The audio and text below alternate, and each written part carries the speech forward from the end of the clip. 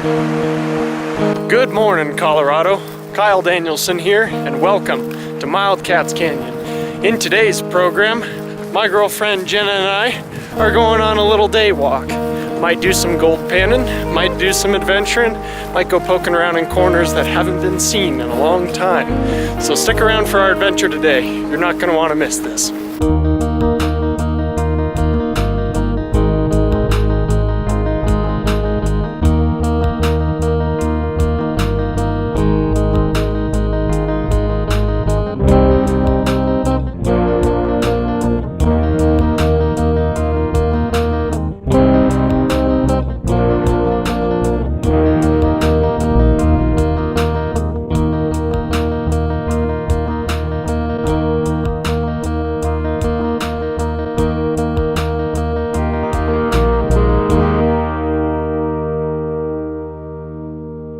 So happy you guys could join us today, and we'll get right into adventuring. We got a ride in from a good friend of ours on a motor car. You can see that we're by the railroad tracks yet again. So yeah, we'll spin the camera around. We'll start by showing you a little hole that we found right near the railroad tracks. So I'm not sure exactly what this little hole was for. It doesn't go too far back. You can see the end of it right there. I'd make it comparable to a bear cave, but a bear can't do this, obviously. Could have been dynamite storage. Nary a clue. This railroad line does have some pretty views on it. Unfortunately for gold panning, on the way up, all the stuff that we want to work is on the other side of the river.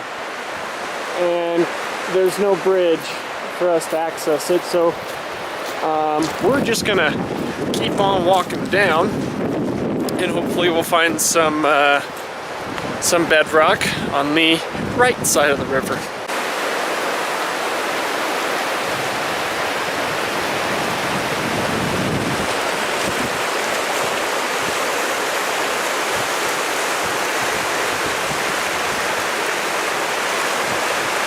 So this isn't something that you see every day. This is a water tank for the steam locomotives on the Durango and Silverton. And it's still very much in use. I would climb up and show you, but I believe that's bad practice on my behalf. So we'll just get to see it from down here. So I have some intel from the inside that we're gonna see a work train coming up today, so I'll try and get some video of it. So look forward to that later on in the video. There's the tank again. And Tank Creek that feeds it.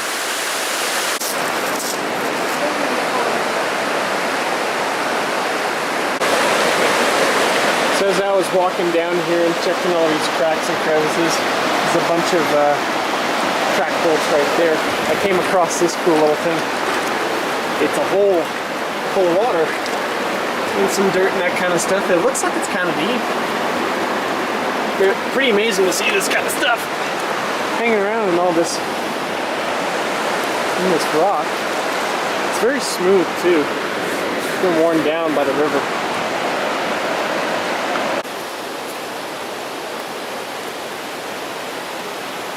So this water tank was an old tank car. You can kind of see that by the single dome that's on top of it. I believe this was an oil tank car, so it's kind of funny to see that it's been repurposed for water, but it's a steel tank, and that's why it was replaced, because this one lasts a lot longer. If I can find a picture of it, I'll put it up, but there was a wooden one here that sat kind of right on the edge of this little cliff, little ledge. Pretty neat though. This is one of two water stops on the railroad where the steam locomotives have to stop and fill up with water. You'll see as we're hiking along certain portions of the river, you'll see some railroad tracks down there in the river. Like I mentioned in the last video, a lot of this stuff is left over from the floods that happened. And these floods were high up above what they usually are, high water. High water is kind of where the rails are currently at. But if you can imagine at one point in time the river being so high that it would take and flood all this track and wash it out, carry it away. Pretty wild to think. So as we're walking along the railroad line, you'll see these guys on occasion. Now if you guessed they were mileposts, then you'd be correct. They're really high numbered, all things considered. Reason being, when the whole system was connected, that's how many miles you were away from Denver, Colorado, which was the central hub of the Denver and Rio Grande Railroad. The more you know. So I think it's worth mentioning now that we're walking back through it. We went down south to look for spots to pan. Doesn't look like there's much that's super accessible right now. But seeing as we're heading back north, we'll get to show you a little bit of tall timber. Tall timber, for those who don't know, is home to the world's largest ziplining course. Over 25 spans of zip lines going between the trees here. Long time ago, Tall Timber used to be home to a resort. A 5-star resort at the time. And just like us, weekend adventurers could come up here and spend their evenings in very luxurious bedrooms and get fine dining, and then also do their fair bit of horseback riding, gold panning, and hiking.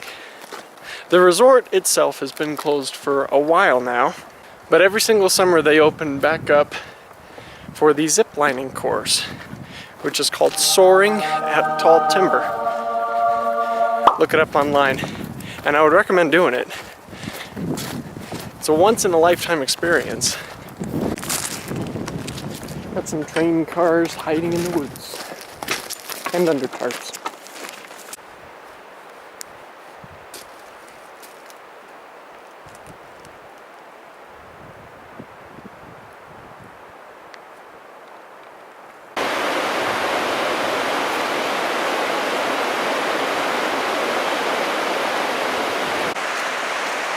There's another milepost.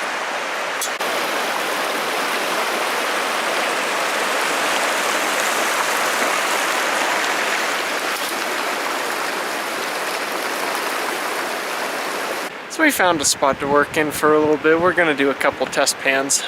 Nothing too promising. As I said, all the other stuff's on the other side of the river. You can't get over there. So I'll do one pan here, see if we come up with anything, and I'll show you guys what I find.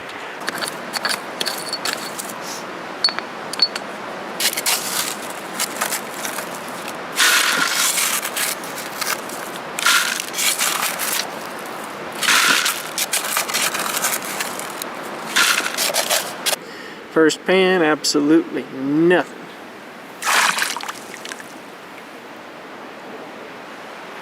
Oh, but the spot's pretty though.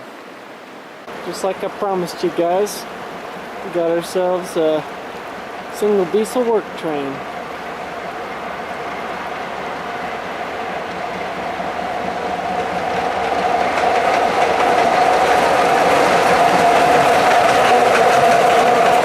Second pan got some tiny stuff, but unfortunately I left my snuffer bottle all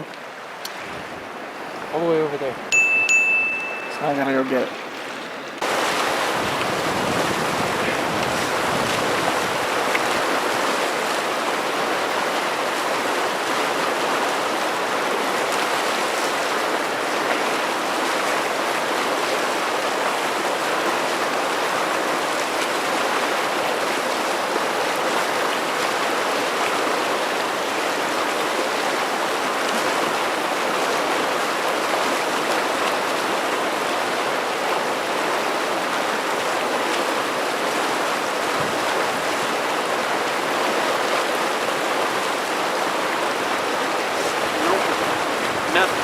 Nothing at all.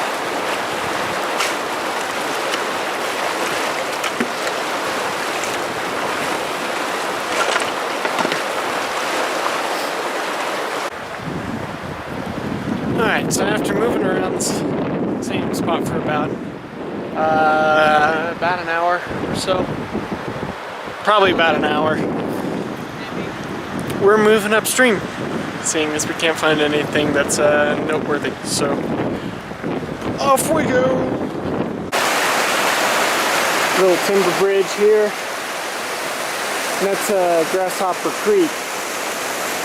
There's a kind of a rudimentary hiking trail that goes up that direction. There's a waterfall up at the top.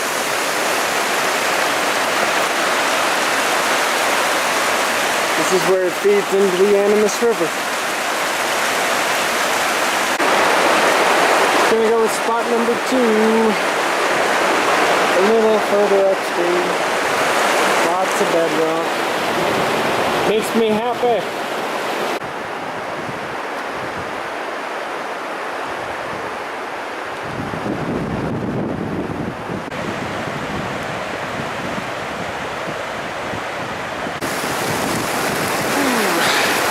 Another hour in, still nothing. Some days you win some days you lose some, but we're enjoying the sunshine, even though it's windy right now. Jenna and I decided to call it a day and started walking back to Tall Timber to meet up with our motorcar friend for a ride out.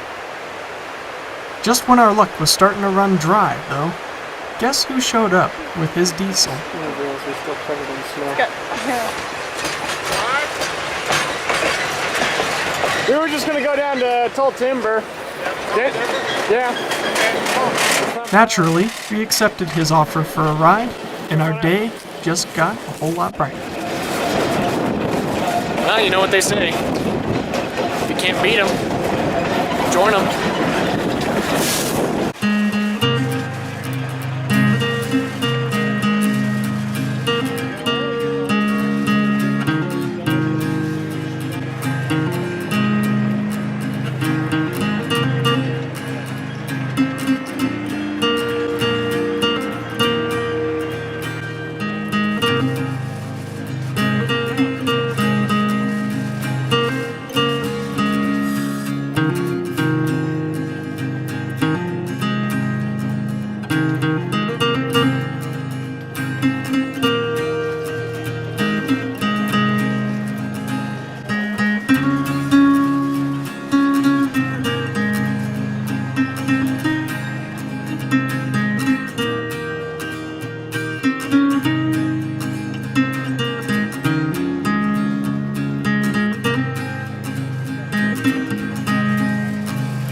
Life is like a mountain railroad with an engineer that's brave. We must make the run successful from the cradle to the grave.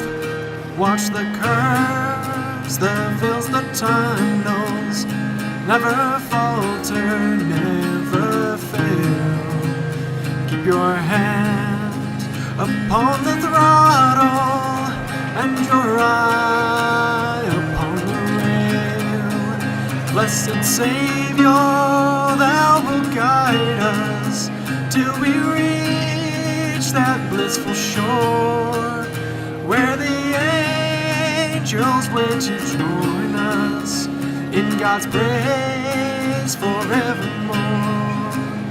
Where the angels wait to join us in God's praise forevermore. In God's praise forevermore.